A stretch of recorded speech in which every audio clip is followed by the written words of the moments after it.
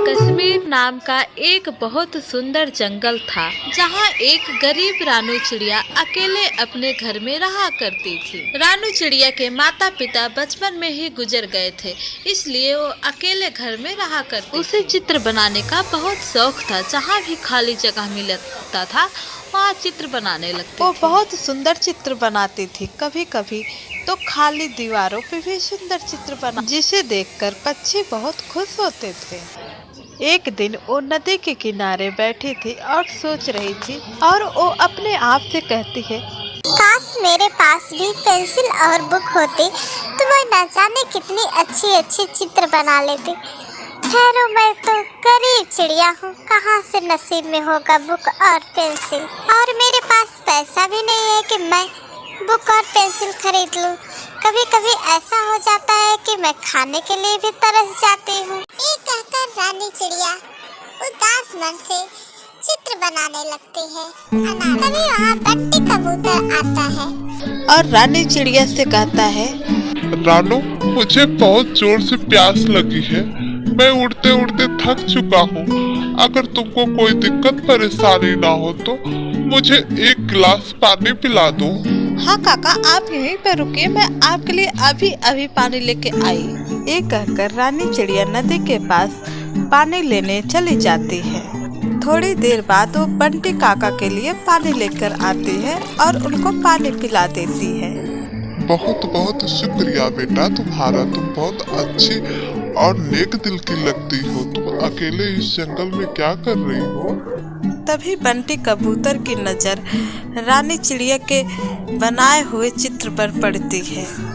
तभी रानी चिड़िया से कहता है, अरे वाह बेटा, ये चित्र तो बहुत अद्भुत और बहुत सुंदर लग रही है। ये अनार का चित्र एकदम असली अनार लग रहा है बेटा। आपका बहुत बहुत शुक्रिया काका जी, जो आपने मेरी कलाकारी की तारीफ की है। अरे बेटा, वैसे तुमसे एक बात पूछूं? तुम पेंसिल लेकर ये चित्र कॉपी पे क्यों नहीं बनाती हो? कॉपी पर चित्र बनाने से तुम्हारे पास तुम्हारा चित्र हिफाजत से रहेगा। इस तरह जमीन पर चित्र बनाने से बारिश और आंधी की वजह से 2 मिनट में खराब हो जाएंगे। फिर रानू चिड़िया उस कबूतर से अपनी बीती हुई कहानी सुनाती है। काका जी, मैं बचपन से ही बहुत गरीब हूँ। मेरे बचपन में ही मेरे माता पिता गुजर गए थे और मेरी सारी इच्छाएं अधूरी रह गई है।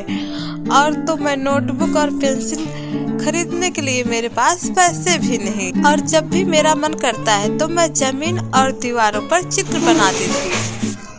चिड़िया रानी की ये सब बातें सुनकर बूढ़ा पक्षी भावुक हो जाता है। कबूतर रानी चिड़िया से कहता है, बेटा तुम परेशान मत हो, मैं तुम्हें एक पेंसिल देता हूँ। वो कोई मामूली पेंसिल नहीं है, बल्कि ये जादुई पेंसिल है। तुम इस पेंसिल से जो चित्र बनाओगी वो असली में परिवर्तित हो जाएगा। और हाँ बेटा, एक बात ध्यान रखना, तुम अपने स्वार्थ के लिए इस पेंसिल को गलत उपयोग मत करना, वरना ये पेंसिल जलकर भस्म हो जाएगी। तुम इस पेंसिल से दूसरों की परेशानी को दूर करना और दूसरों की मदद करना।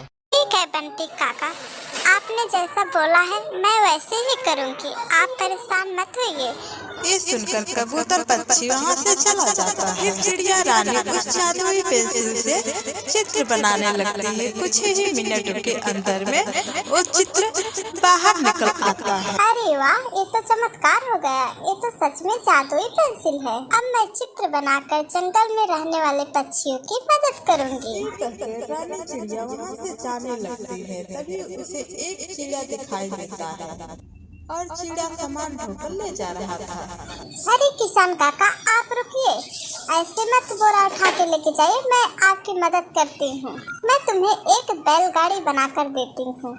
तब चिड़िया रानी जादुई पेंसिल से एक बैलगाड़ी का चित्र बनाती है और वो चित्र असली में परिवर्तित हो जाता है। लो काका, आज से आप बैलगाड़ी पे सामान लेके जाना आना।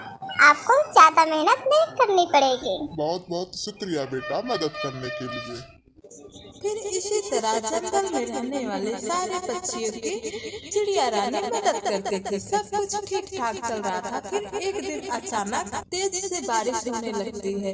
जंगल के सारे पक्षियों का घर पानी में बह जाता है। अब सारे पक्षी घर से बेघर हो जाते हैं और भूख से तड़पने लगते हैं। उन सब पक्षियों को बहुत ज्यादा परेशान देखकर चिड़िया रानी को बहुत ज्यादा बुरा लगता था।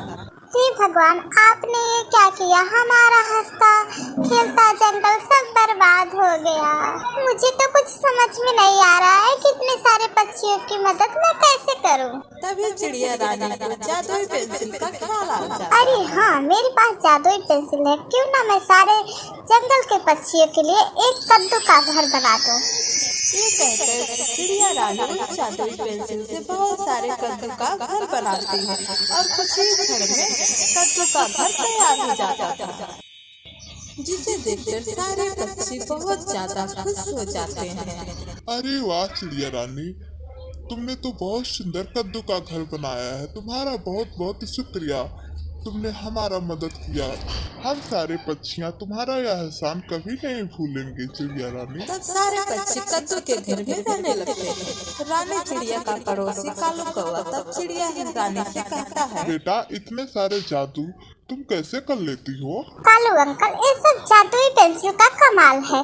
जो चित्र बनाओगे वही चित्र असली में परिवर्तित हो जाएगा। अच्छा बेटा, जाओ अपने घर जाओ, रात होने वाली है और दरवाजा अच्छे से बंद करना। फिर रानी चिड़िया अपने घर चली जाती है और कालू कौवा अपने मन ही मन में कहता है, इस बेवकूफ चिड़िया रानी ने तो सीधे सीधे बता दिया। अब तो मैं पेंसिल ही चुरा लूंगा इसका। कालू कौवा चुपके से चिड़िया रानी के घर जाता है और वो पेंसिल चुरा लेता है। अब तो मैं 1 मिनट में अमीर बन जाऊंगा। अब इस पेंसिल से जल्दी से मैं सोने चांदी का चित्र बना लेता हूँ। मेरे पास ढेर सारा सोना चांदी हो जाएगा और मैं बहुत बड़ा अमीर बन जाऊंगा। यही सोचकर कालू कौवा जादुई पेंसिल से चित्र बनाना शुरू कर देता है। अब मैं बड़ा का खजाना बनाता हूँ। इतना बड़ा बनाऊंगा ताकि मेरी 7 पुश्त बैठकर खाए। इस तरह कालू कौवा बड़ा सा सोने का खजाना का चित्र बना लेता है। जैसे ही सोने के खजाना तैयार हो जाता है, वैसे ही जादुई पेंसिल में आग लग जाती है। जादुई पेंसिल भी जलने लगती है और उसके साथ साथ कालू कौवा का पंख भी जलने लगता है। अरे ये क्या हो गया? मेरा तो पंख भी पूरा जल गया और जादुई पेंसिल भी जल गई। अरे भगवान, ये क्या हो गया? हे ऊपर वाले ने मेरा पूरा पंख जला दिया इस पेंसिल ने। बचाओ बचाओ बचाओ! इसके चीखने और चिल्लाने की आवाज सुनकर चिड़िया रानी वहाँ पर आ जाती है। ये सब आपके साथ इसलिए हुआ कि बंटी कबूतर ने कहा था कि निजी स्वार्थ के लिए अगर पेंसिल को उपयोग करोगे तो जलकर राख हो जाए। तुमको चोरी का फल मिल चुका है। कालू कौवा को अपने गलती की सजा मिल जाती है और चिड़िया अपने कद्दू वाले घर में खुशी खुशी रहने लगती है। दोस्तों, हमें उम्मीद है आपको हमारी कहानी पसंद आई होगी और कमेंट करके बताएं कि हमारी कहानी आपको कैसी लगी। वीडियो को लाइक करके चैनल को सब्सक्राइब जरूर कर लें।